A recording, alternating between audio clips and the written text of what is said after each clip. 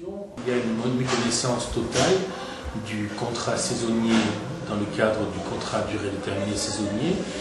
parce que le contrat normalement est toujours assimilé et compris comme un contrat à durée déterminée, mais que l'on n'y associe jamais la saison. Or, il est quand même aujourd'hui, je pense, indispensable d'associer ce terme de saison, que lorsque vous allez au ski, c'est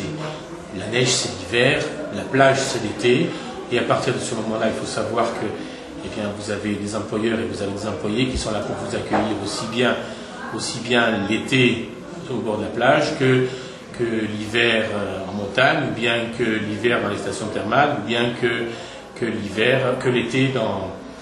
les stations d'été en montagne. Alors aujourd'hui, je dirais que ce contrat saisonnier, avec tous les projets qu'il y a du gouvernement lorsqu'il parle de contrat unique,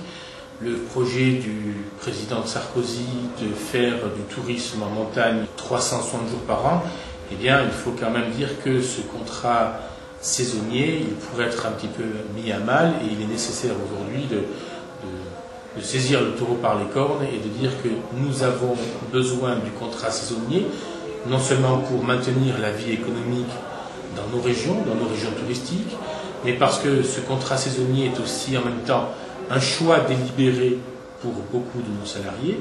que contrairement à ce que certains pensent, ce contrat saisonnier n'est pas quelque chose qui est subi, mais ce contrat saisonnier est au contraire une nécessité, aussi bien pour l'employeur que pour l'employé. Bon, il faut savoir que le contrat saisonnier est quand même quelque chose d'indispensable en matière de contrat de travail, parce que demain, si on oblige les gens dans nos Pyrénées, par exemple, à embaucher du personnel sur la base d'un contrat unique dans une station comme la Mongie, demain, ça ne fera que mettre un peu plus à mal cette station qui a déjà beaucoup de difficultés à maintenir ses établissements ouverts pendant la période touristique d'hiver. Alors, si en plus de ça, le social s'en mêle, ça sera vraiment catastrophique, non seulement pour les stations pyrénéennes, mais aussi pour les stations alpines.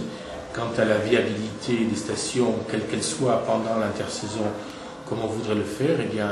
nous restons encore un petit peu sceptiques. Le 12 octobre, nous sommes au lendemain du rosaire.